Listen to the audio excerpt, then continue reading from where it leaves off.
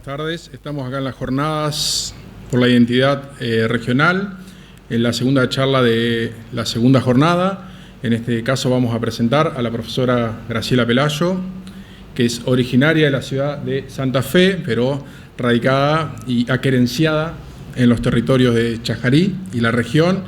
En este momento está jubilada, pero después de muchísimos años de docencia, tengo que decir también fue profesora mía, y a la vez hemos trabajado mucho cuando ella era directora del Museo Camila Quiroga, haciendo el relevamiento y puesta en valor de todas las colecciones históricas y arqueológicas del museo, que es un gran trabajo que ella ha realizado para la ciudad y la región. Y ahora vamos a tener una presentación que se denomina Construyendo Identidad desde la perspectiva histórica, una deuda pendiente, así que los invito a escucharla y a preguntar a través de las redes y acá en público también. Gracias, Graciela. Muy buenas tardes y muchísimas gracias.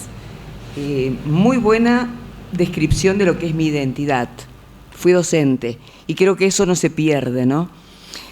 Cuando me invitaron a trabajar sobre la identidad regional, uno pensaría que estas cuestiones ya están trilladas y habladas y desmenuzadas a través del tiempo, pero me pareció un desafío interesante de volver a pensarlo y repensar y volver a analizar para entender qué es nuestra identidad. Fíjense que cuando buscamos en algún diccionario o en internet el concepto de identidad, habla de que la identidad nacional se puede definir como un sentimiento subjetivo del individuo que pertenece a una nación concreta, a una comunidad en la que existen diversos elementos que la cohesionan y la hacen única. Por ejemplo, lengua, religión, la cultura, por ejemplo, la etnia. Me pareció terrible, me pareció cerrada. Y yo dije, ¿cómo se busca la identidad? ¿Y cómo se busca la identidad entrerriana? Y se me ocurrió pensar que como individuo y como colectivos de la región tenemos múltiples identidades y que estos vínculos en la identidad de las personas nos llevan a la reflexión. ¿Cómo se construye? ¿Qué rol cumple la memoria? Y si esa memoria ancestral es anterior a la historia, ¿cómo se deconstruye, cómo se desmenuza? Porque el concepto de identidad, como todos los conceptos, son epocales, cumplen un rol en una determinada época. Yo en una época pensaba que la identidad era una cuestión y hoy pienso otra totalmente diferente. Las dimensiones que establecen estas identidades, las identidades, ya estamos hablando de una multiplicidad de identidades, tienen símbolos que se dan en la vida cotidiana, que se vinculan entre sí, pero también manejan muy bien en esta construcción y deconstrucción el concepto de olvido. Si hablamos de la memoria, hablamos del olvido. Yo les voy a dar un ejemplo muy cortito. En el censo del 2010, en la provincia de Entre Ríos, se estableció que la identidad afrodescendientes, que se asumen como afrodescendientes, son 12.665 personas. Y la identidad de los grupos de pueblos originarios que se asumen como tales entre indígenas y descendientes de pueblos originarios, hay 11.227 personas. Esos números nos impactan. Empecé a preguntarme dónde están. No los veo, no los reconozco. ¿Dónde se encuentran? Galeano dice que las personas están hechas de historias, pero también dice que la exclusión es racista. Si yo me olvido, los excluyo, y si los excluyo, estoy tomando conceptos de racismo vinculados al racismo. Cuando aparece el racismo, hablo de lo indio, lo negro, lo afro, los empiezo a olvidar, a sacar, a excluir. Evidentemente, pensar la identidad es pensarla también como una construcción tanto individual como colectiva, y me empiezo a pensar cómo dialogo con la memoria, cómo trabajo en los discursos, este pasado, desde cuándo, desde ayer, desde hace unos meses, desde cuándo. Por ejemplo, ayer fue 20 de noviembre, conmemorábamos la batalla de la Vuelta de Obligado. ¿Cuántos de nosotros sabía qué pasó en esa batalla de la Vuelta de Ablivado. Bueno, fue la defensa ante el bloqueo anglo-francés, hecho en la época rosista, y nos olvidamos de pensar quiénes participaron. ¿Las mujeres participaron? No las nombramos. Yo leí muchísimo de lo que había publicado. En ningún lugar decía las mujeres atendieron a los caídos en el campo de batalla en un lugar que estaba habilitado para atender a los heridos. Y estaban las mujeres, también se las olvidaron. Entonces, los lugares de la memoria que construyen esta identidad hacen a los pueblos y hay pluralidad de cultura. El racismo es un proyecto economicista. Por ejemplo, nacen conceptos de esclavos, mestizos, negros, mulatos, construidos y, evidentemente, son construcciones que se hacen desde el poder. En esta pluralidad en la provincia de Entre Ríos, que hablamos con esta identidad, y sobre todo del noreste entrerrianos, fíjense cuando alguien de cultura de la provincia, con muy buena voz potente, dice, porque ahora la identidad de los entrerrianos, y largan una chamarrita. ¿Nos identifica? ¿O la identidad es regional en la música, por ejemplo?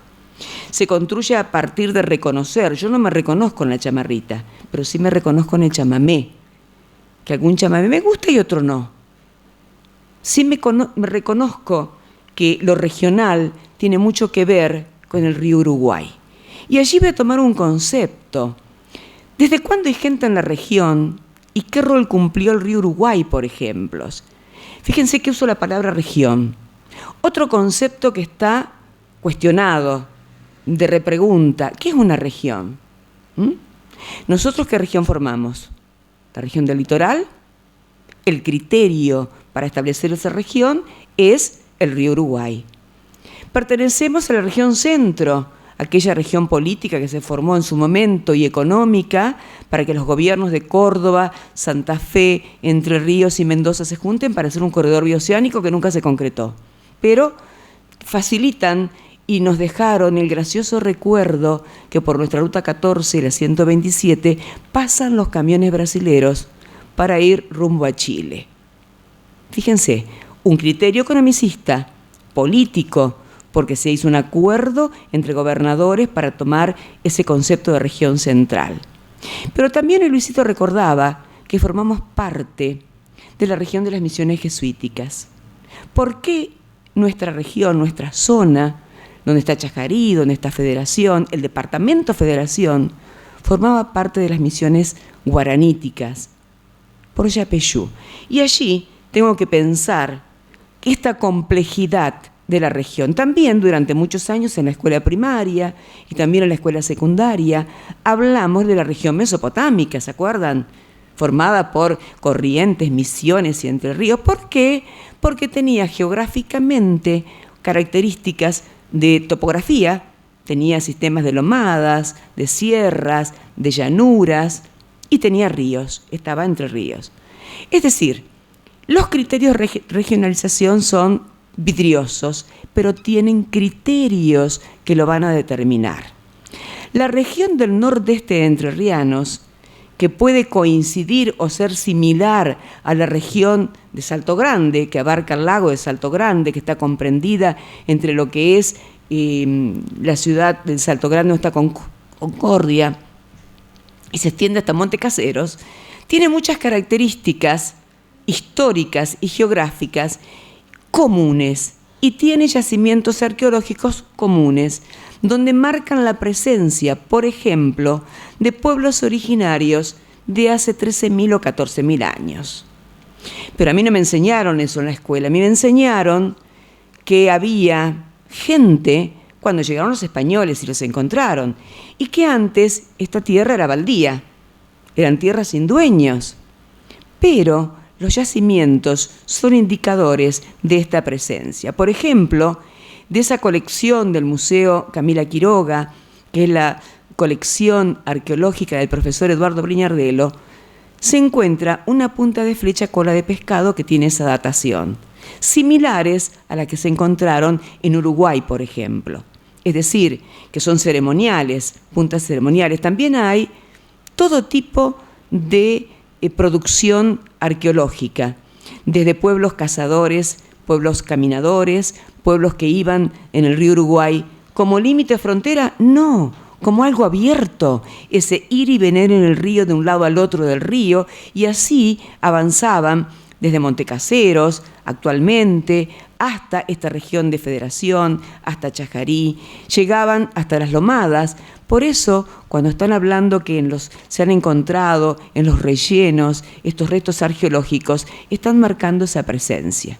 ¿Tenemos nombres de ellos? No, porque no tenían nombre, eran ágrafos, dejaron solo estos restos materiales. También hay cerámicas, también hay morteros, donde, y muchísimo, la costa de donde está Santa Eloísa, Montecaseros, la zona de Corrientes, San Gregorio, las Cachueras y toda la costa que acompaña esto que tapó el lago de Salto Grande. Es decir, construyendo la identidad, muchas gracias, tenemos que hablar de una presencia de pueblos originarios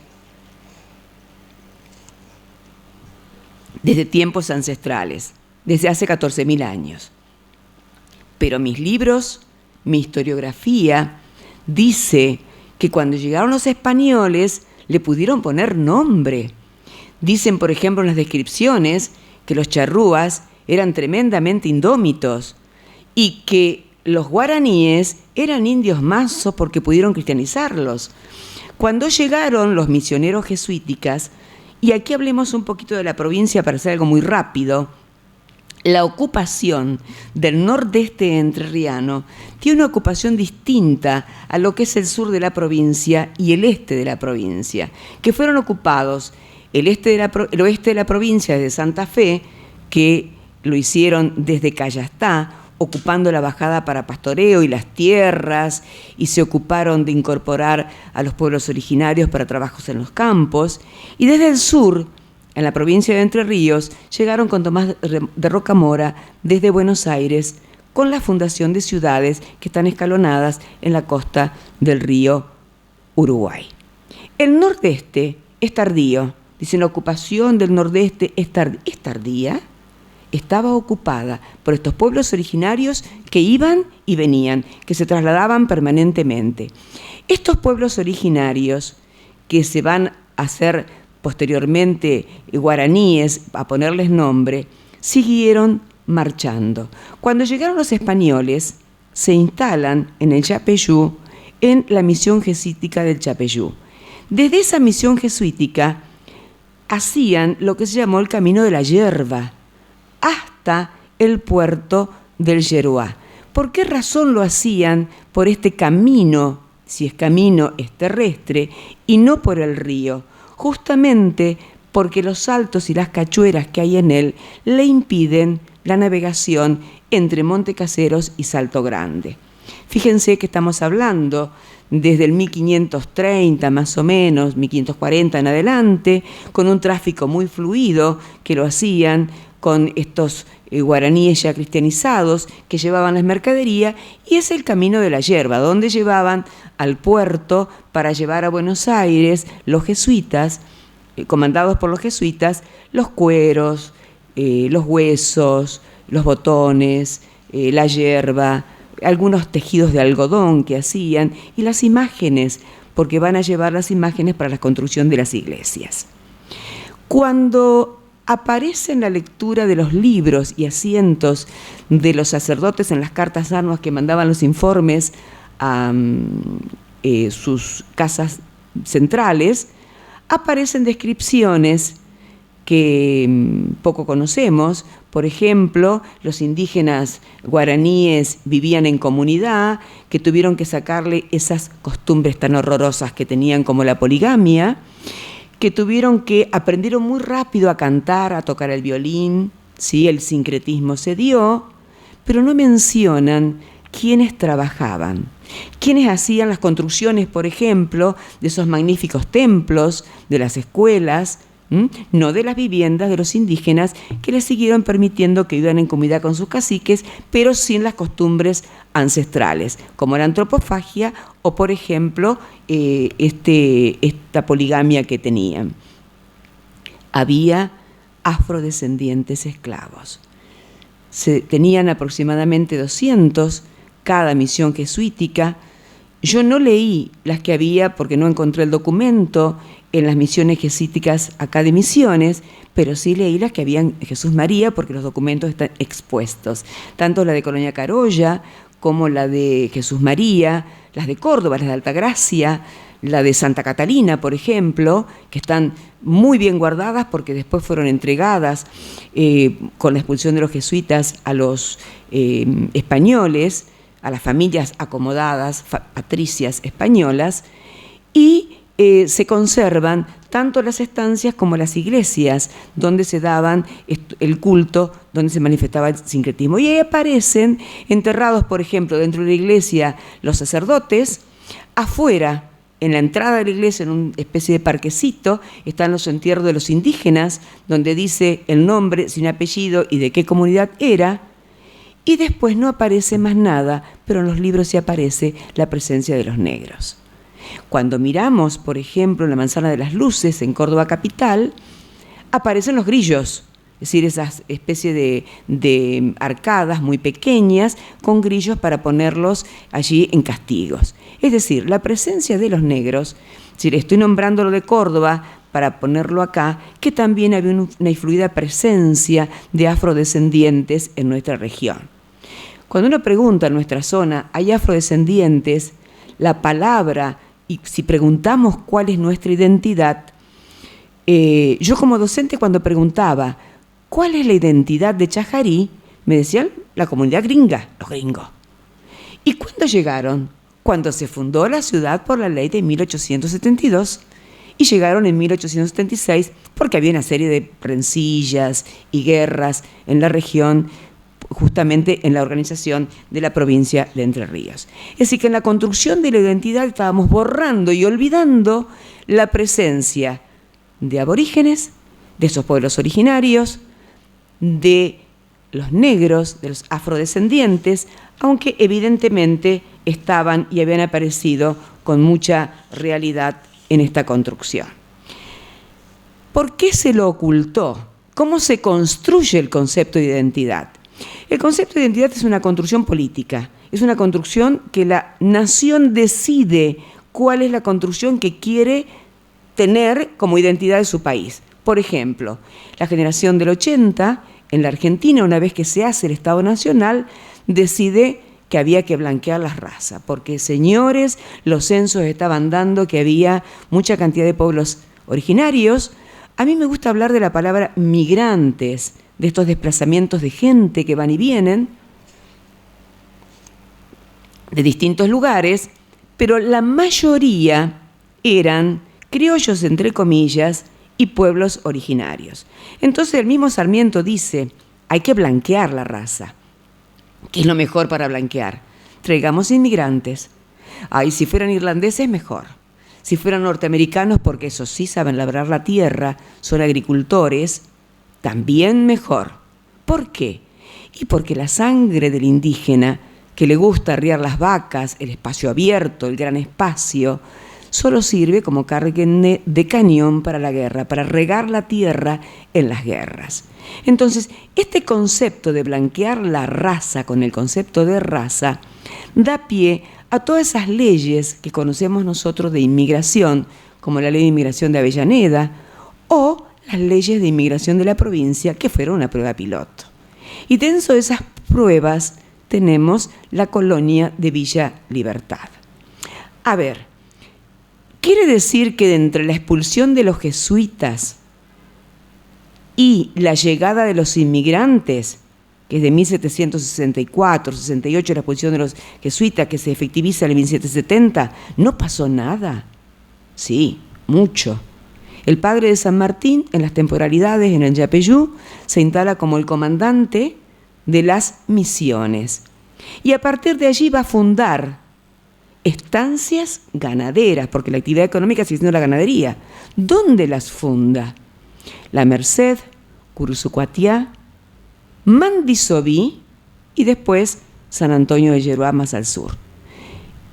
La nuestra estaba ubicada entre Yapeyú y Mandisoví. Esa era nuestra zona.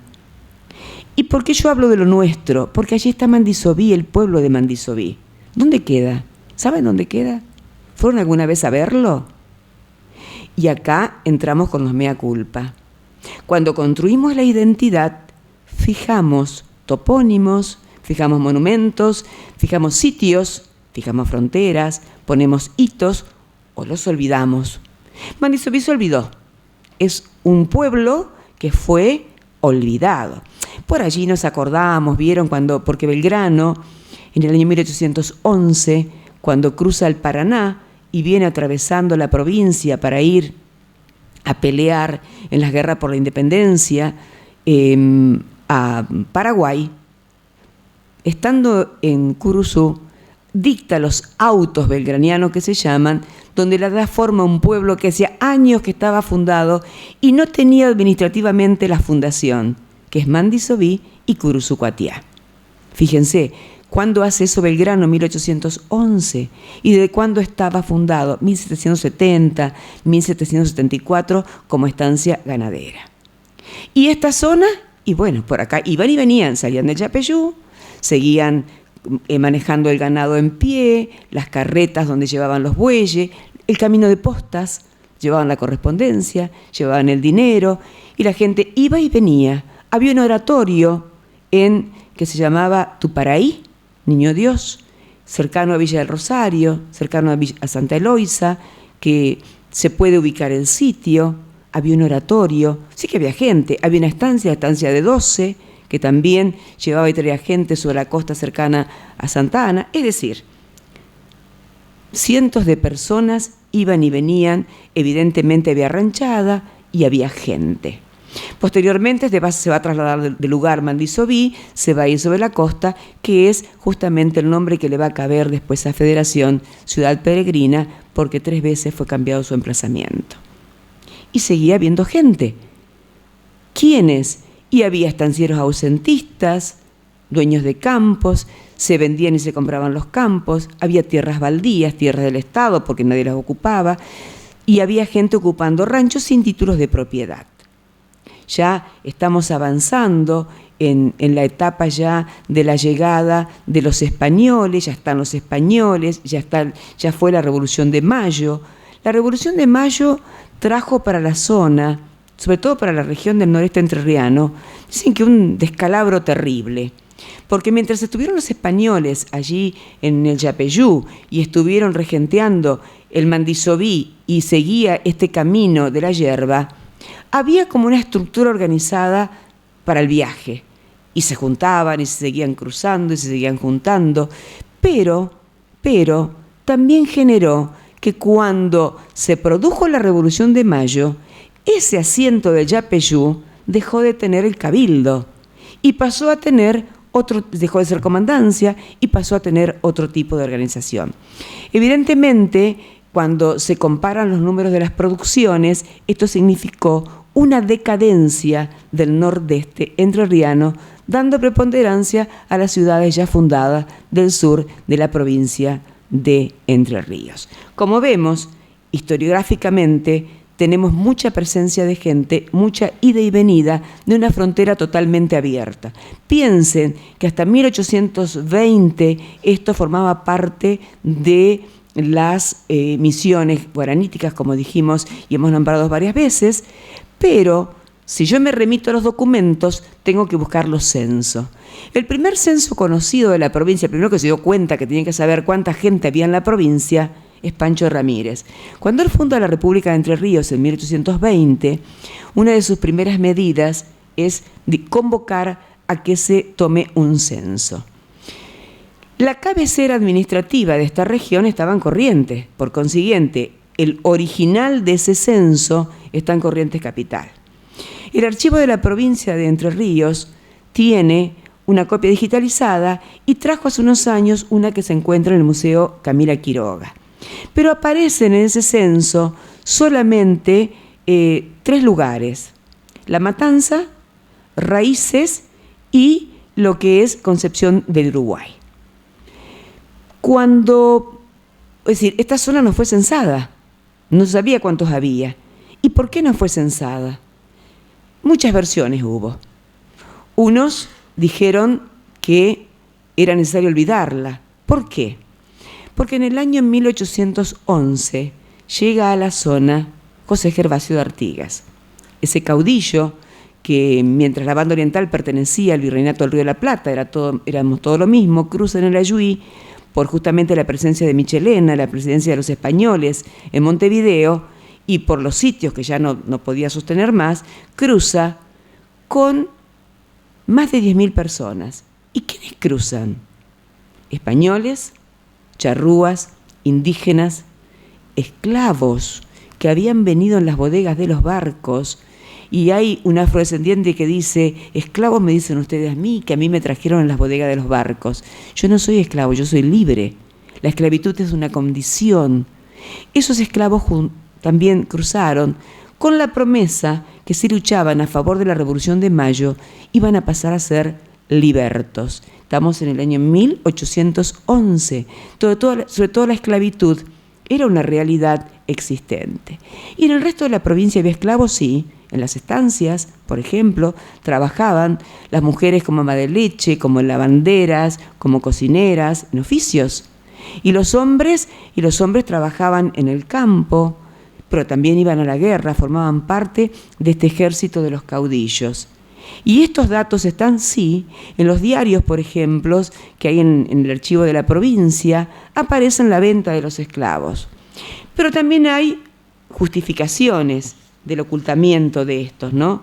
Por ejemplo, la historiografía se encargó de borrar estas presencias.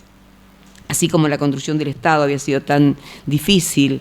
Por ejemplo, Pérez Colman, que es uno de los primeros libros de la historia de Entre Ríos que hay en la provincia, que fue publicado en 1943, que tiene datos muy valiosos, pero yo quiero que entiendan que esto no es una crítica defenestrante, sino entender el concepto y la identidad que había en ese momento en la provincia de Entre Ríos hacia esta mixtura de gente que había en esta región, que es un buen mestizaje.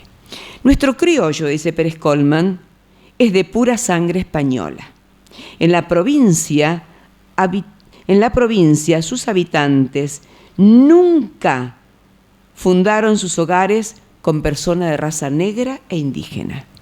Evidentemente, el ocultamiento de esto que aparecen, por ejemplo, en las capillas, los hijos, son muy ricos los libros de asientos de los bautismos, donde aparece, por ejemplo, María, nombre ya cristianizado, esto que decía, niña, adulta, esclava, ¿sí?, que tiene como padrinos a fulano y a sultano, y aparece el nombre y el apellido, y si hace el seguimiento de esa mujer, años más tarde adquiere el apellido del dueño del campo donde trabajaba. Es decir, la presencia acá está invisibilizada, negada evidentemente. Es decir, el criollo es hispano. De la misma forma, Masramón, por ejemplo, y Machi, un libro publicado en el año 1962, que estaba en todas las escuelas porque era la bibliografía que había, dice: tras la matanza de los indios indómitos, no hecho en Entre Ríos esa unión de sangre aborigen con europeo, ya que era tan común eso en el Paraguay, o en el noroeste de Argentina, y en toda América, pero en Entre Ríos no. Otras parcialidades indígenas fueron recluyéndose hasta desaparecer totalmente. Evidentemente, la contribución del mundo del mito en Entre Ríos, que la matanza del charrúa desapareció. Cuando yo daba clase, yo me jubilé en el año diciembre de 2004, o sea, piensen el tiempo que daba la historia de Entre Ríos, la famosa historia de Entre Ríos, cuando a las escuelas se hace la transferencia en el 92-94 que se pasaron, había que pasar de dar de historia, en primer año, la historia del mundo antiguo, había que dar la historia de Entre Ríos. Si yo comparo los dos textos, por ejemplo, en la historia del mundo antiguo empezaba hablando del origen del hombre, la dispersión del hombre originario de África y la dispersión, y decía cuna de la civilización. Trac, Grecia, Creta. 3000 años antes de Cristo empezó la cultura y hablaba de los cretenses, del rey Minos, de los palacios, etc. Al final del capítulo decía indios de América y nombraba solamente 3, Inca, Maya y Azteca. Media página de cada uno, cuando realmente fueron reales estados de los imperios mesoamericanos, y hacía una referencia muy breve a ellos como al pasar, sin hablar de la cultura de los mismos. Es decir, estamos viendo cómo desde la construcción del Estado Nacional, esto que hace la identidad argentina y americana y entrerriana fue borrado. Cuando vamos a la historia de Entre Ríos, también menciona un mapa que también es el mismo que usó Mas Ramón y Machi, donde aparece esa llegada de las vertientes de la ubicación de los pueblos.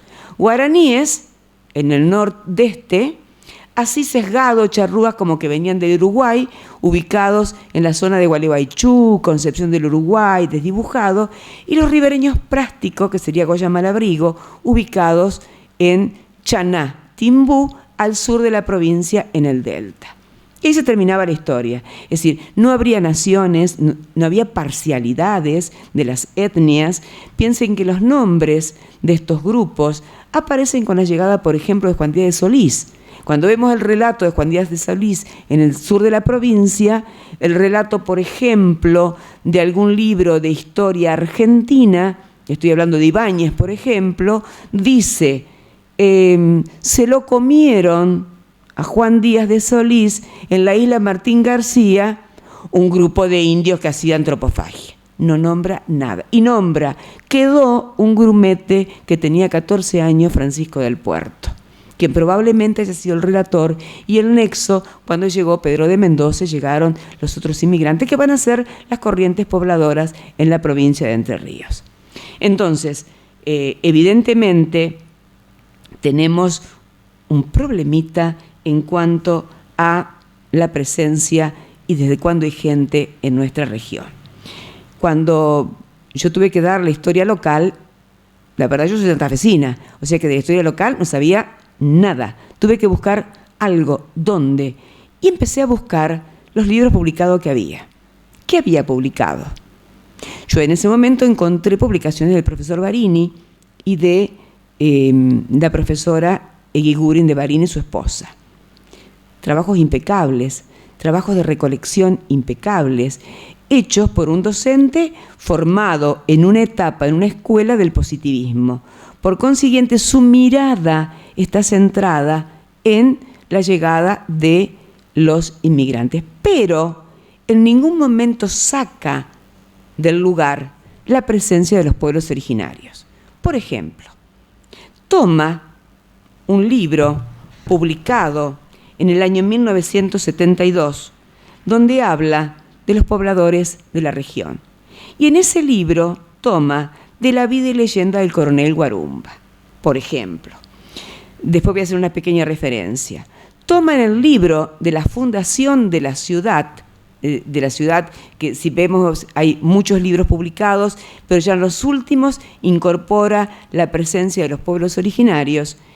Y si nos ponemos a pensar cómo era el derrotero del lugar, piensen, yo llegué hasta la fundación del Mandisobí, después tengo la expulsión de los jesuitas, pero tengo con la creación del virreinato en 1776 que se crearon tarimas donde se vendían lotes de negros africanos para la comercialización, para el trabajo. Si bien no había hacienda, sí se los utilizaba para el trabajo, sobre todo en la provincia de Buenos Aires, en Entre Ríos también, y donde había haciendas, Corrientes, Córdoba, evidentemente, lo siguieron usando. ¿Dónde estaba el asiento negrero más próximo a nosotros? En el puerto de Buenos Aires estaba la tarima. Y, por ejemplo, de estos esclavos, están los registros de la provincia de Entre Ríos, están en el archivo de la provincia. Entonces, Ustedes me dirán, no hay datos. Sí hay que saber buscarlos, hay que conocer, hay que aceptarlos. Es decir, hoy no puedo decir que suerte yo tengo sangre pura gringa. No. Yo después les puedo contar mi historia, que es totalmente todo lo irreal de este espejo que tengo, ¿no? En la formación. Pero hay cosas muy tristes en esto. No sabemos nada, porque no supimos preguntar, porque este olvido que fue tan a fuego metido desde la literatura, la historiografía, la enseñanza en los textos escolares, se impuso que ciertos elementos no era bueno recordarlos. Por ejemplo, Filiberto Reula, que es una de las bibliografías más utilizadas porque fue publicado en 1969. Después van a estar las publicaciones de Arocena, de la historia de Entre Ríos, que es donde están los aportes de Puenis, del profesor César Manuel Barini, del profesor Pesarini de Concordia, que es muy rico en información, tiene una descripción y unos relatos muy interesantes, pero Filiberto Reula dice, por ejemplo, la mestización de la raza con el predominio de los caracteres de la blanca implicó necesariamente de todos los aspectos de la vida colonial, también con la preponderancia de la modalidad del conquistador. Estaba justificando la matanza y los genocidios. En ningún libro de texto aparece que la muerte de la comunidad charrúa, casi en su gran mayoría, fue en la matanza y que fue un genocidio. En ningún libro de texto aparece. Las costumbres coloniales fueron, pues, fundamentalmente españolas, con sus virtudes atenuadas y sus defectos.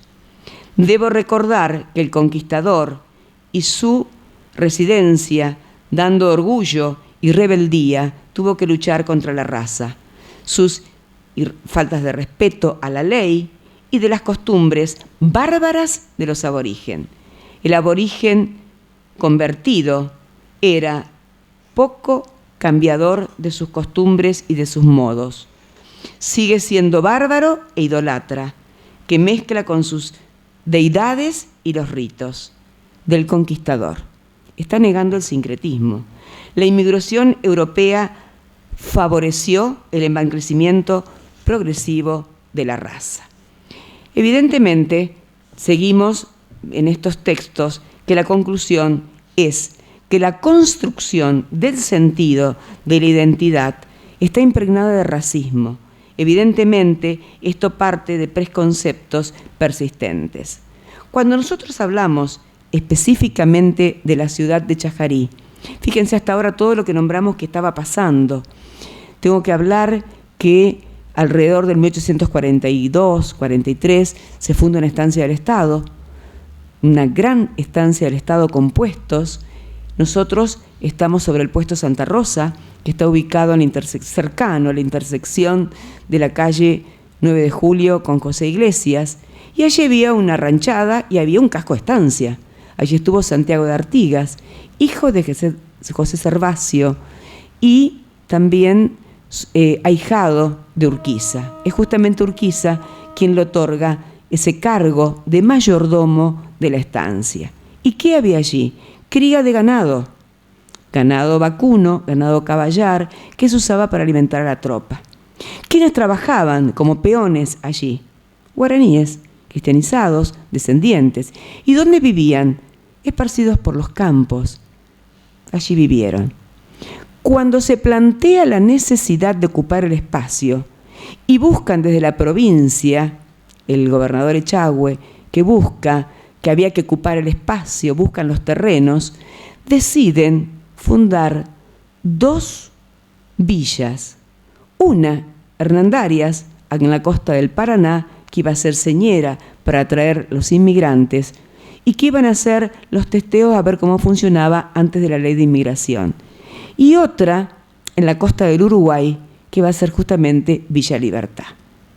Y entonces empiezan una serie de preguntas, ¿no? Buscan el lugar, mandan algunos topógrafos que vengan a ver los lugares, vienen, ven el primer lugar asignado es Villa del Rosario, dicen, no, hay mucha piedra, pero tenemos otro elemento también del ingreso de esta civilización, entre comillas, que ya estaba ubicado en la zona, que es el tren.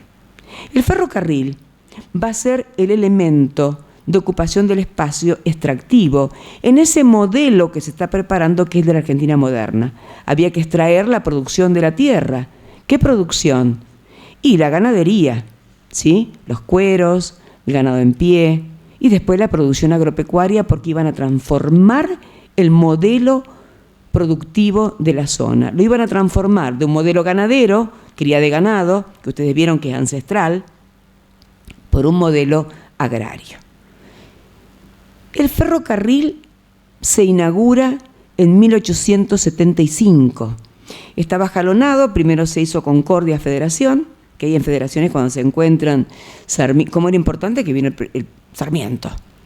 Y el segundo tramo era Sarmiento, Montecaseros, ¿sí? Ahí se vino Avellaneda, pasó Avellaneda. Cuando están los relatos de Avellaneda, en el 1872 se hace la ley de fundación de las villas. Cuando está el relato de Avellaneda, por donde pasaron, dice, hay un rancherío alrededor de donde pasaba el tren, no había estación, simplemente había yo calculo como un apiadero donde cargaban, piense que son máquinas a vapor, o sea que tenían carbón, tenían que cargarle el agua para que el vapor funcione. Había una ranchada y mucha gente. ¿Dónde? Y donde paraba el tren, donde estaba el pozo de agua, el aljibe, ¿dónde estaba? Y donde está actualmente la estación del ferrocarril. Pero los cráneos de Paraná, que le van a poner el nombre de Villa Libertad como el modelo de este orden y progreso y el modelo liberal, la libertad, y la villa, lo van a fundar donde ellos decidieron, que fue cuando miraron el espacio, lo hicieron en un lugar nuevo. ¿Dónde? Y donde cercano a la estancia Santa Rosa, porque eran las tierras baldías. Si yo me pregunto si esta tierra era baldía, quiere decir que las otras estaban ocupadas. Es decir, alrededor de la estación del ferrocarril estaba ocupado. ¿Quién vivía allí? Más de 1000 personas, vivían indígenas, migrantes, había italianos, había suizos, había algunos ovejeros ingleses, irlandeses, chilenos, suizos, una cantidad de gente que iba y venía, la frontera sigue abierta, seguimos yendo y viniendo. Pero deciden hacer la cuadrícula, como estaba la organización hecha como mandaba la ley romana, hacen la plaza de 4 manzanas, la cuadrícula en el cruce de 2 avenidas Crucero, que es 9 de julio y 25 de mayo, y allí establecen la fundación de la ciudad. Ustedes conocen el devenir histórico después cómo es. Se repartieron las tierras, después se loteó la plaza porque vieron que era improductivo, se le dio a un grupo de gente que haga este reparto de tierras y se ocupó, justamente eran masones a quien se lo da, o sea, la masonería ya estaba presente, así como fue el reparto de estos gringos que vinieron con un sacrificio terrible, también excluidos. Ellos, los que vinieron, estos integrantes del primer contingente de estas familias que se instalaron, que vinieron en abril de 1876, que son 40 familias aproximadamente, se van a instalar en las chacras, que se dividió el espacio en 40 hectáreas para cada uno, con una obligación: quedarse y dedicarse a la agricultura. Se había modificado aquello que era la identidad del lugar de los pueblos originarios, que era la ganadería. Y la guerra, obviamente, ¿sí? Ya lo vamos a ver con Miguel Guarumba. Se modifica, se ocupa el lugar, se reparten las tierras, se traen. ¿Y qué pasó con los ranchos calientes? ¿Qué pasó con los ranchos que estaban dispersos en esos campos que estaban ocupados por estos indígenas y sus familias? Era la gente de Miguel Guarumba. Si yo tengo que ubicarlo temporalmente, Miguel, lo ubico, nació en 1810 y falleció en 1890. Fíjense la etapa en que transita su vida, ¿no? Cuando leemos el libro del profesor Barini, que tiene 2 publicaciones, tiene una publicación hecha en el año 92, que es posterior a la del 72, en figuras representativas del pasado pachajariense. Y por eso les decía que él lo consideraba alguien importante, porque lo pone en paridad con el pasado chajariense, ya de Chajarí. Y lo pone con Camila Quiroga, con Miguel Salvarredi, María Parraguirre, Miguel Guarumba. Si lo pone en paridad con aquellos, Victoria Fisore, ¿sí? José Campodónico, primer intendente de la ciudad masón, y lo pone también a la par de Pablo Estampa. ¿Qué vemos nosotros de Miguel Guarumba?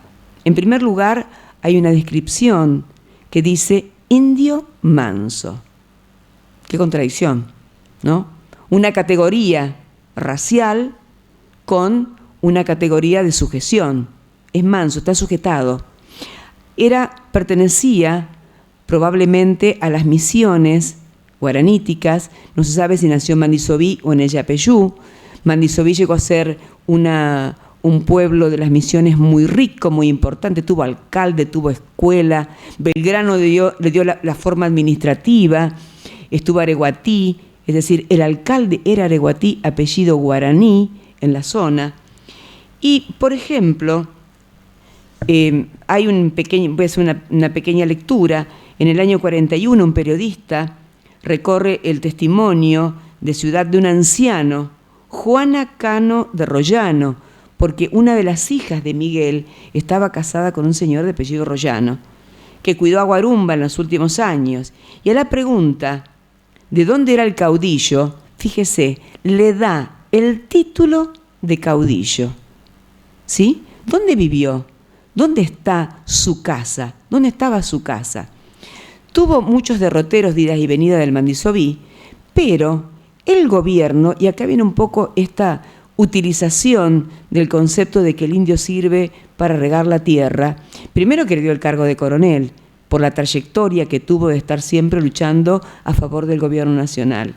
Segundo, le da tierras con título, ¿sí?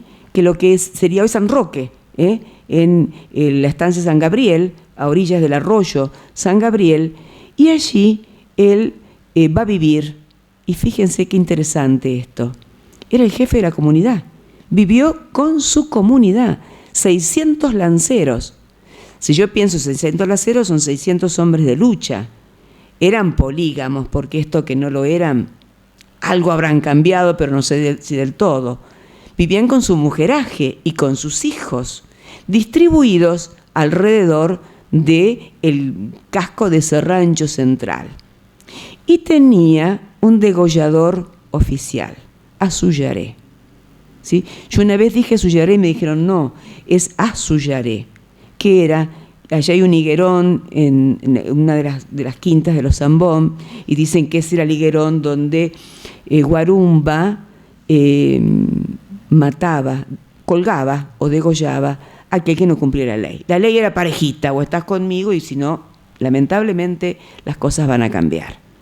Es decir, un verdadero jefe guerrero que se le da la categoría de caudillo. Y acá se lo pone en paridad con aquellos que lucharon por la patria, como el caso, por ejemplo, de Artigas. Y él dice, unos dicen que era correntino, otros dicen que era misionero. Y allí viene un poco esto de pensar que somos, ¿no? Un poco misioneros, un poco correntinos. Formamos parte de las misiones jesuíticas, de esas misiones del Yapeyú. Yo creo que era de las misiones. Llegó al antiguo pueblo del Mandisoví detrás de una cruz, con el cacique Tacuabé, uno de los últimos caciques guaraníes. La información es uniforme en decir que desciende de una familia india guaraní, de Misiones, de la que formaron gran parte del pueblo de Mandisoví. Cuando Artigas se va al exilio, José Gervasio de Artigas tiene su derrotero con Pancho Ramírez, él se va tomando parte de la Ruta 14 y viene cruzando por la provincia y levanta a los guaraníes, que son sus que lo van a acompañar, y era toda la gente del Mandisoví. Le hace la custodia y los acompaña hasta, pasa por los campos de Ábalos, en Corrientes, y llegan así hasta el Paraguay. Pasa en 1820 y fallece en el Paraguay Artigas en 1850. Es decir, estamos hablando de la presencia de un cacique con todas las leyes, hijo legítimo del finado Domingo Guarumba y la finada doña Francisca Acampipé. Guarumba había nacido con la Revolución de Mayo. Fíjense, habla legítimo, habrán hecho casar los padres, o por lo menos el casamiento religioso.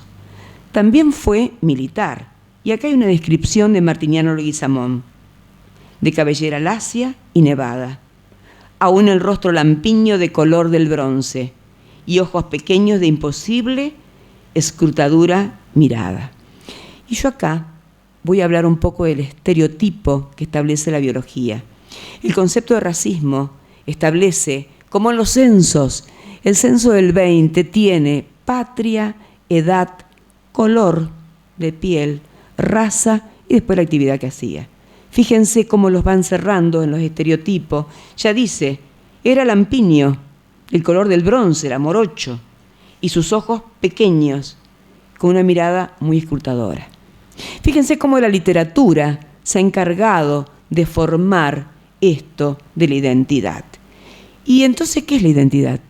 Fíjense que hablamos sobre todo de la presencia, sobre todo dar vuelta a la línea del tiempo y entender que empezó hace 13.000 años, y si quieren las anclamos en el 1876, que es la llegada del inmigrante, que eso es historia conocida. De eso sabemos mucho. Conocemos los nombres de las familias, lo que comían, lo que escribían, pero no sabemos nada de lo anterior, o poco.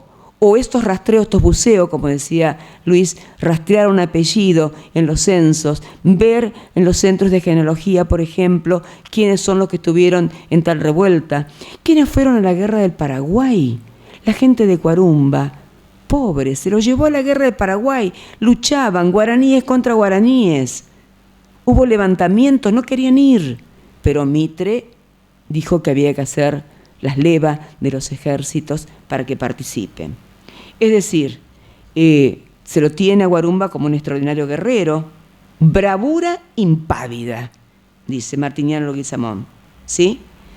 Leónides Echagüe le designó como segundo jefe de las milicias de campaña en el departamento Concordia. Sus soldados y gente del pueblo le profesaban consideración y toman y se van pasando después las fotos. Aparece parte de esta foto del coronel Guarumba, según un cuadro que se conserva de la familia que lo utilizaron más adelante. Después habla de un Guarumba estanciero, pero no se olviden que convivía con toda su comunidad. Y su comunidad también estaba dispersa en los campos cuando llegaron los inmigrantes. Hay una serie de cartas donde él le escribe al gobernador de la provincia, donde le pide para su gente que le conserven ese rancho y esa propiedad en una paridad de derecho como le habían dado a los inmigrantes. Hay una lista, dice, lista de individuos, y están los nombres de todas las personas que se adjuntan a estas cartas. Es decir, vemos un hombre que era humano, realmente alguien que participó de la captura de López Jordán, por ejemplo, que estuvo en muchas batallas, que su lanza era de doble media luna, como la que se encuentra representada en el museo, en el monumento a Guarumba, que se encuentra en la intersección, en la entrada justamente de la ciudad donde está la rotonda, allí en el barrio que lleva su nombre, el barrio Guarumba. También está la marca de ganado de su familia y todas las características que podemos ver de él y su relación con la colonización.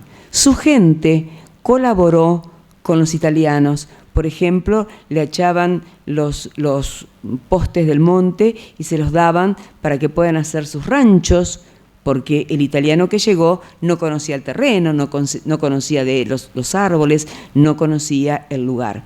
También hay una serie de cartas, que son las cartas de las mujeres que escriben, que están publicadas por el profesor Barini, que son mujeres que le escriben a otras mujeres, por ejemplo de Italia, donde le cuentan la descripción de lo que están viviendo.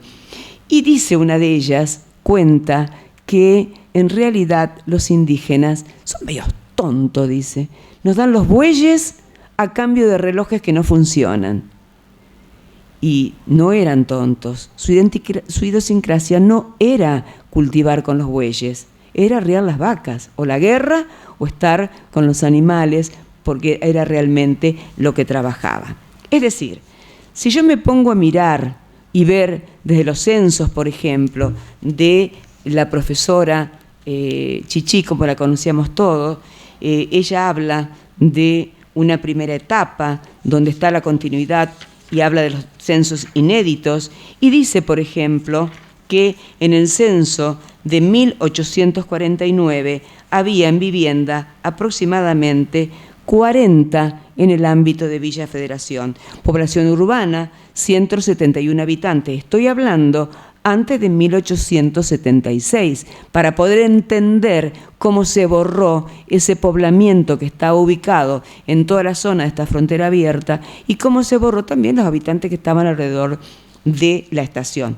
Obviamente que después la historia y el nombre pudieron, ¿verdad? Fue necesario dejar el nombre de Villa Libertad y ponerle la voz guaraní, Chajarí, o charrúa, porque a veces se discute si el nombre tiene esta ambivalencia del nombre, ¿verdad? Y doña María Salvarredi se encargó de cambiar con la donación de las tierras el lugar de la municipalidad.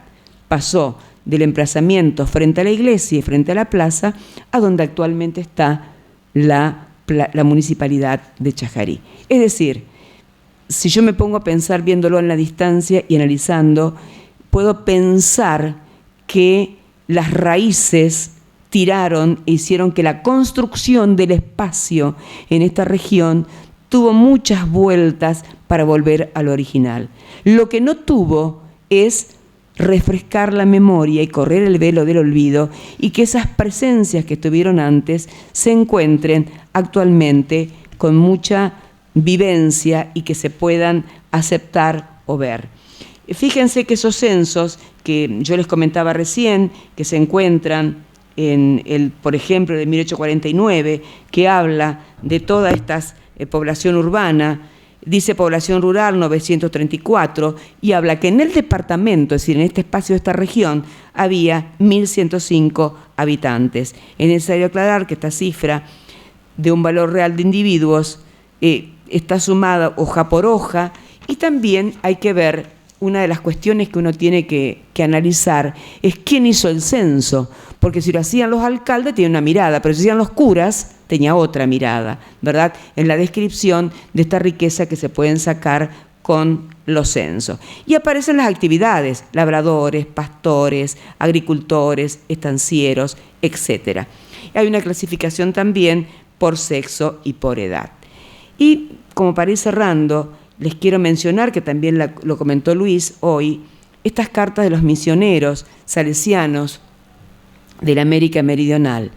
Los salesianos, Monseñor Cagliero, que después ustedes a lo mejor lo conocen porque en la Plaza Libertad había un monolito con una placa que hablaba de la presencia de esos salesianos. La iglesia de Santa Rosa debe conservar aún los libritos de bautismos, que debe ser riquísimo el material que hay allí, yo no los conozco, pero este Monseñor Cagliero, el 15 de abril de 1877, es decir, al año de haber llegado las primeras familias, él se está posicionando en ese casco de esa antigua estancia Santa Rosa, dice: en esta visita verdaderamente pastoral hubo muchos bautismos, matrimonios, y sí, no tenían cura, eran esencialmente católicos, muchas primeras comuniones, muchas pascuas de personas adultas. Incluso el domingo, muchas de estas familias vinieron a la misa. Y familias de la región, totalmente ignorantes en cuanto a religión. Presencia indígena. Es decir, eso es una notoriedad. También una familia de negros de África con una niña para bautizar. Presencia afrodescendiente, ¿sí? Estaban, y figura una, ustedes saben lo que habrá habido que está totalmente olvidado. Debemos permanecer por lo menos 2 semanas instruyendo a estos buenos fieles y ver resultados. Este domingo en Santa Rosa fue un día de fiesta y alegría. Varios señores vinieron a visitarnos y entre otros un coronel indio manso, alto, riquísimo, de buen corazón, que solicitó 4 bautismos. Este coronel se llama Don Miguel Guarumba. Primero, el epíteto y la clasificación, indio manso. Después dice, este coronel se llama Miguel Guarumba. Tiene 600 indígenas bajo su mando y prontos a su orden. No sabe leer ni escribir. Y cuanto debe memorizar cosas importantes, hace marcas con la punta de su cuchillo. Nosotros tendremos que devolverle la visita, empleando medio día de camino a caballo. Lo haremos pronto, con la esperanza de hacer algún bien a esos pobres salvajes. Es un espectáculo ver los campos llenos de caballos, montados por familias enteras, incluso niñas y niños de cualquier edad en este instante. Se transforman en jinetes, forzosamente, es decir, ahí está describiendo la vida, arriba del caballo. Forzosamente aquí es necesario usar el caballo debido a las grandes distancias y por arroyos y lagunas que deben atravesar en cada instante. Nosotros nos encontramos en perfecta salud. Es decir, estas pequeñas cuestiones que hacen a esto que intenté explicar es poder repensar si realmente con esa primera definición de esto de la construcción y deconstrucción permanente y de espacios de aprendizaje podemos hacerlo. Cuando yo leía hoy en los censos, sobre todo en el último censo de 2010, esto de reconocernos mestizos tiene mucho que ver. Yo tuve una abuela que me crió, que era guaraní, y ella siempre decía, la llevaron a vivir en una ciudad porque había fallecido su esposo, pero claro, tuvo una vida muy dura. Ella había nacido en Santa Lucía, Corrientes. Cuando ella contaba, y fíjense el dolor que nos queda, no supe preguntar, no sé nada de ella, sé muy poco, muy poquito sé. Sí tengo la libreta de casamiento de ella, y de aquí en más habría que andar para atrás y tratar de rastrear su origen y su lugar. Pero ¿qué me acuerdo que ella contaba? Ella contaba que a orillas de las lagunas y de los esteros de Liberá se sentían caballos pelear, y caballos con armaduras, y caballos con perros, y caballos que iban a la guerra. Estaba relatando, porque se llevaban toda la gente, los que iban a la guerra del Paraguay. Ella nació a fines del siglo XIX. Y ella falleció en el año 1974. ¿Qué más contaba ella? Y ella decía unas palabras. Yo le preguntaba, ¿quién era tu abuela? Mi abuela era brasilera. Y vino con mi mamá del Brasil. Claro, no era brasilera. Era de la comunidad guaraní, que estaba en distintos asientos y en distintos lugares. Se llamaba Benedicta ella. Digo, ¿por qué se tiene ese nombre? Porque había nacido el día de San Benito. Fíjense el secretismo. Tomaban los nombres del santoral para poner los nombres de las niñas y niños. Tuvo 2 hijos naturales. Después se casó con un español, como Dios manda. Tuvo que hacer casamiento civil y casamiento por iglesia. Y este hombre español reconoce a uno de sus hijos. El otro no, porque era muy grande. Seguía con el nombre, que era su nombre. Es decir, sus hijos eran hijos naturales y con una naturalidad terrible. Pero claro, ustedes piensen lo que habrá sido la década del 50, del 60, a los hijos matrimoniales contar de su mamá con estos hijos extramatrimoniales. Y eso que me pasó a mí, que les estoy contando, cuando ella murió, yo tenía 24 años y me vine a vivir acá a Chajarí.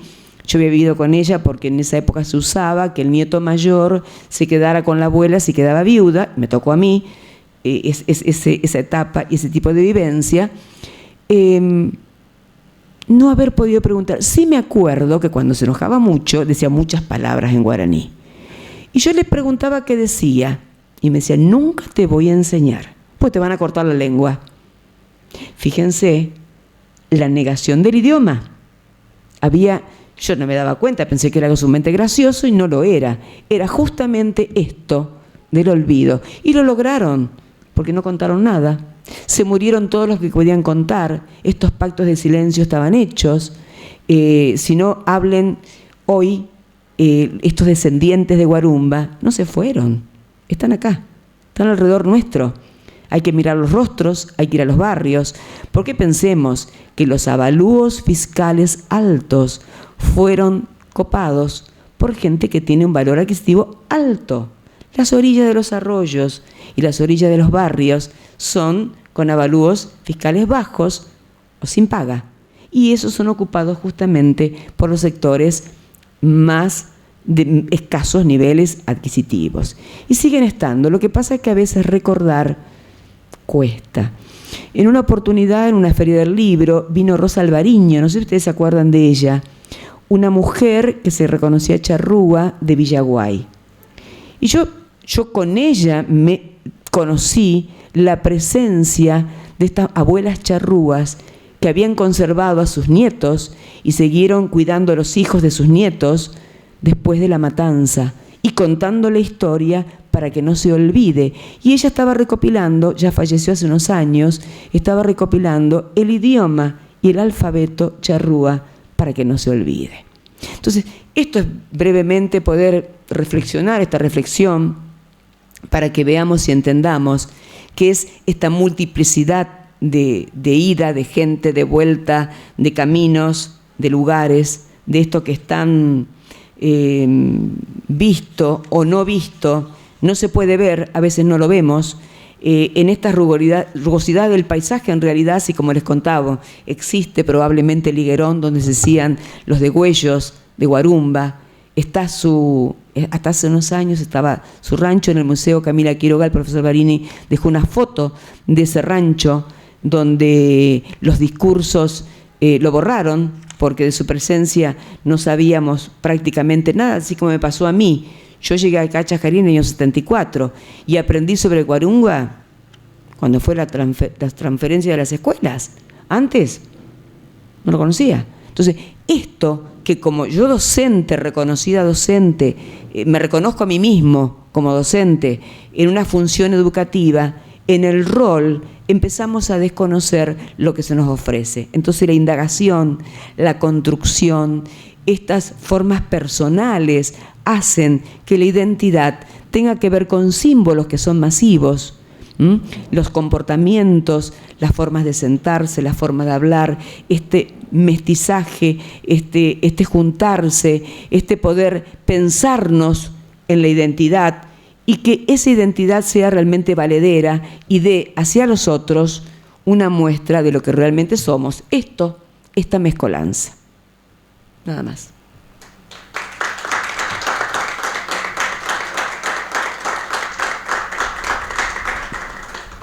Bueno, muchas gracias, Graciela. ¿Alguien quiere hacer alguna acotación? Bueno, muchísimas gracias. La verdad que impresionantemente claro. ¿Sí? ¿El micrófono se escucha? Sí. Bueno, por un lado, felicitarte por el raconto histórico, no solamente por la cuestión de la información histórica, sino también de cómo fue la construcción de la historiografía. Exacto. Eso para mí me resultó súper interesante, porque son los libros con los que estudiamos, ¿no? Exacto.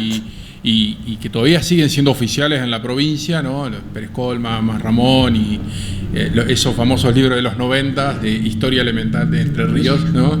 Que hicieron y generaron una narrativa en torno a la presencia-ausencia y la preexistencia de pueblos originarios, población afro, bueno, los diversos temas que fuiste tocando. Entonces, también después me interesó esta cuestión. Después hay muchísimos datos para compartir y bueno, trabajamos juntos, así que está buenísimo.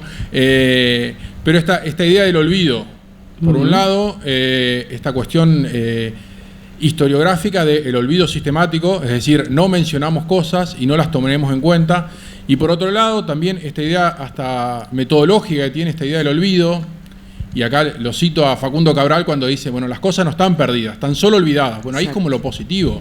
O sea, más allá que hemos olvidado o perdido algunas continuidades en cuanto a la memoria, vos seguís, por ejemplo, en tu caso personal, hablando de tu abuela. Entonces, no está olvidado del todo. Claro, ¿no? exacto. Entonces, ahí es un poco lo positivo de empezar a potenciar eso. Las cosas están, también cuando hablamos de los saberes ancestrales, los tenemos todavía. Lo que pasa es que fue tan invisibilizado y negado que hasta uno mismo. Entonces también ese proceso de descolonizar es no solamente con las instituciones, con la escuela, ¿no? Con cualquiera de estas instituciones, digamos, que brindamos, sino también un proceso interno de descolonizarnos y de decir, bueno, ¿cuál es esa memoria que tenemos, ¿no? Y cómo salimos de ese olvido. Hay cosas que están perdidas, pero muchas están olvidadas. Entonces está bueno esto de que lo que traes, digamos. Bueno, ese es el aporte.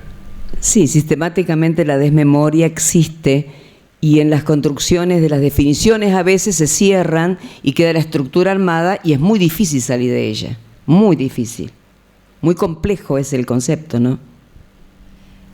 Bueno, Graciela, acá hay una persona que se llama Carlos Vicentín que hace una pregunta.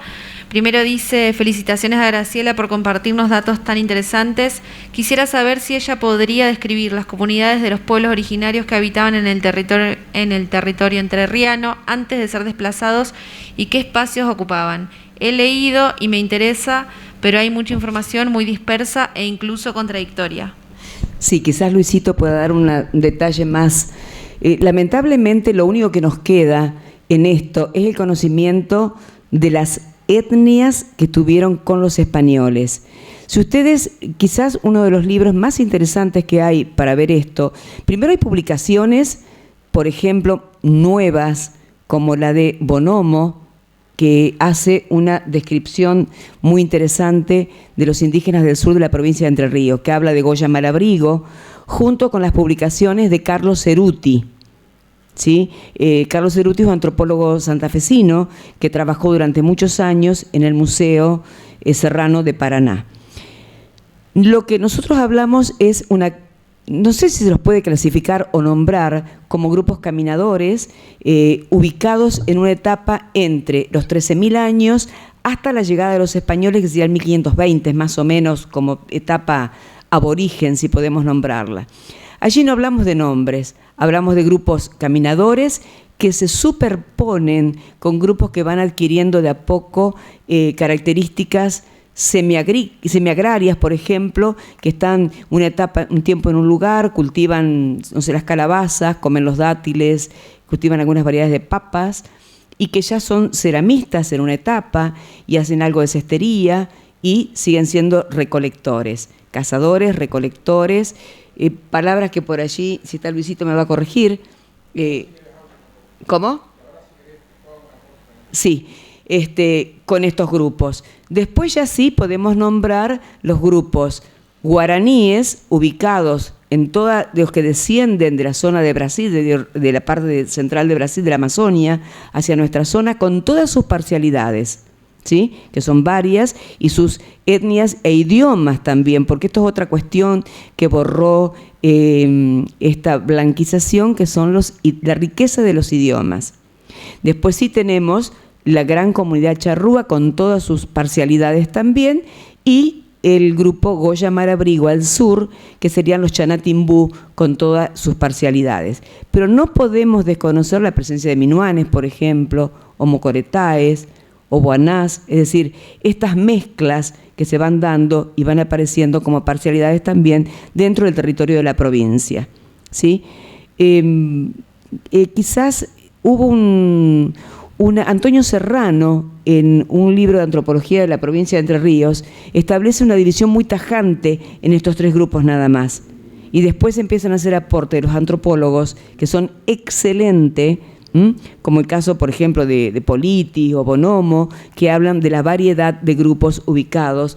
Yo creo que ellos han hecho estudios sobre todo del Delta del Paraná, de los cerros del Delta del Paraná, con los túmulos, con las distintas excavaciones que han logrado, con los restos de estos pueblos originarios. Eso ya con nombres que coexisten hasta la actualidad.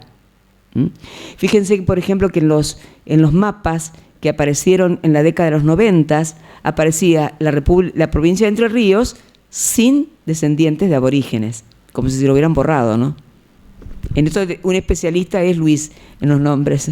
Bueno, un poco también para complementar, es que las estrategias, digamos, económicas, los diferentes grupos a lo largo de los 14.000 años fueron muy diferentes, variadas. Con respecto a la cuestión de la denominación de los primeros grupos, salvo denominaciones categóricas desde la arqueología para definir determinados componentes humanos en estos 14.000 años, sí la cuestión de los nombres también tiene que ver con los procesos de identificación y en general los nombres tienen que ver con cómo los denominan otros grupos, ¿no? Y cómo es la autoascripción. Entonces, recién encontramos registro de nombres de grupos con la presencia de documentos y fuentes escritas desde el periodo de la conquista y colonial. Entonces, varios de los grupos que conocemos tienen que ver con esos procesos de ascripción de cómo figuran esos documentos. Dígase charrúas, chaná, minuanes, martindades, boanes, mocoretá, esquiloazas, calchines, ¿no? Entonces, tiene que ver por ahí. Y también tampoco podemos ubicarlos en un lugarcito, porque eran grupos que iban y venían. Entonces después, la frontera... Con respecto a las estrategias económicas, hay una gran diversidad en esta cuestión de que antiguamente se denominaba nómades. No, tiene que ver con una cuestión más bien de grupos móviles con estrategias de supervivencia que implican el andar y utilizar un territorio mucho más amplio, proveyéndose de recursos. ¿Qué tipo de recursos? Bueno, alimenticios, tecnológicos, de ocupación, de vivir en determinadas estaciones, y a la vez estrategias que tienen que ver con la caza, con la pesca y la recolección de algunos grupos y otros grupos también con la incorporación de horticultura. Es decir, ya sobre todo los trabajos que hacen Politis, Bonomos y su equipo en las islas del Delta tienen que ver con empezar a encontrar evidencia de productos que provienen de la horticultura, sea maíz, calabazas, determinados arroces silvestres, ¿no? Que están incorporando en su estacionalidad la producción, digamos, hortícola, ¿no? A manera de roza y quema, como se ve con otros grupos. Después también, toda esta cuestión lingüística. Tenemos una diversidad de familias lingüísticas en el territorio, por un lado la familia lingüística arawak, que en el territorio tenemos esas macroetnias chanás y charrúas, ¿no? Ahora voy a hablar algo de eso. Y por otro lado, las lenguas, la macrofamilia tupí-guaraní, que está viniendo con estas migraciones guaraníes hacia alrededor de entre 2.000 años y 1.000 años del presente, están llegando a este territorio, con algunos sitios puntuales ocupados sobre todo en las islas del río Uruguay, un sitio puntual que es Pajas Blancas, sobre el río Paraná, y sobre todo las islas del delta del río Paraná. Después, para mencionar, hay una continuidad de estos grupos durante toda la colonia, más allá de estos genocidios, y sobre todo en los últimos años, bien que la mencionaste a Rosita Alvariño, hay unos procesos en los últimos 30, 40 años en la provincia de Entre Ríos de recuperar esa memoria, o sea, salvarse de ese olvido, y de estos procesos de reetnización, es decir, volver a organizarse aquellas personas que mantenían algunas palabras, su abuelo ser charrúa, ser chaná, que empezaron a organizarse en nuevas comunidades. En la provincia de Entre Ríos hay presencia de 18 comunidades de Pueblo Nación Charrúa y también de Pueblo Nación Chaná, sobre todo en los últimos 15 años, con la presencia del señor Blas Jaime, que es el último semihablante de lengua chaná. La lengua chaná, recordemos que el último registro es de 1818, donde se registran las últimas 70, 80 palabras, y esta persona, desde el año 2005, empezó a contar, ¿no? Con esta cuestión de la negación que hubo en su familia a través de la línea de las mujeres, de su madre, de su abuela, empezó a contar, ¿no? Y de hecho se ofreció muy abiertamente a poder recuperar su lengua y, bueno, ahora ya hay diccionarios y trabajos académicos donde la lengua se empezó a transmitir también a la comunidad. Fue un aporte valioso y a la vez los mismos procesos lo estaban teniendo las comunidades charrúas de Entre Ríos y de Uruguay, y como son dos lenguas de la misma familia lingüística, de alguna manera también los charrúas ahora están apropiándose del chaná como una reivindicación desde esa lengua también, para reaprender y volver a intentar recuperar un poco por lo menos eso que se perdió, digamos. Pero esto es súper interesante porque, digamos, esa negación y esa decir no hay pueblos charrúas, bueno, o pueblos nación chaná, en Entre Ríos estos procesos son muy fuertes y bueno, y van para adelante. Lo grave es que tampoco se difunden yo de Blas Jaime, porque siempre se ofrecían a través del Consejo, inclusive de Educación, los cursos de las charlas de él o hacer los procesos, pero realmente también hay una no retransmisión de lo que es estos procesos y lo que está pasando. Bueno, estos grupos están empezando así como a ser más visibles, porque también pensemos que los procesos de negación y de escolarización niegan, entonces también hay toda una serie de procesos que también están encarnados en los propios cuerpos de la gente que lo está viviendo estos procesos, y a la vez también el proceso de los afrodescendientes entrerrianos, digamos que es muy fuerte. Ahora hace poco hay una agrupación que se llama Entre Afros, que está trayendo esta discusión, digamos, y esta presencia fuerte también en la provincia. Nombro también algo que a mí me impactó porque desconocí a Ingeniero Sájarov, ¿verdad? Esa comunidad cerca de Villaguay que a través de su cementerio de los manecos, ha logrado instalarse y difundir desde su lugar, las mujeres sobre todo, las mujeres grandes, de contar su historia y contar su presencia. Yo desconocía realmente. Bueno, siguen las preguntas acá. Hay mucha participación, la verdad que muy interesante y muy excelente. Esto quiere decir que hacen falta espacios. Sí, la verdad para es que poder sí, hablar. Sí. Me sorprende mucho eso de que haya muchos comentarios felicitando la iniciativa, felicitándote a vos por la información y por la claridad. Y hay una persona que se llama, para que no lo quiero perder, Glenda Sabrina Tizoco, que dice: de mi familia, mi bisabuela es considerada charrúa, que vino del Uruguay. Nos falta información porque se hablaba muy poco. La trajo mi bisabuelo, que cruzaba a nado. Y sí, eso es lo que han cruzado probablemente con Artigas. Sí. Piensen que no tenían apellidos a veces, que se perdían, iban adquiriendo los apellidos de los dueños de los campos, a veces le ponían de los padrinos cuando los bautizaban, pero es real. Y probablemente sea gente que ha cruzado en el Ayuí. Yo a Glenda la conozco, la saludo, fue mi alumna. Glenda dice también, hay una chamarrita también sobre el coronel Guarumba, se llama Echale K.A. de Linares Cardoso. Lo bailaban los chicos del ballet municipal. Sí, es cierto. Bueno, queremos, desde la Fundación, desde el pie, queremos agradecerte por la participación, por sumarte y por sumar tan valioso aporte. Y creo que queda muchísimo para las jornadas, para la segunda jornada. Ya todo esto iremos pensando ya para incorporar y seguir sumando a esto que empezamos, pero que es la idea de seguir ahondando en todos estos detalles. Muchísimas gracias, Graciela. No, gracias a ustedes.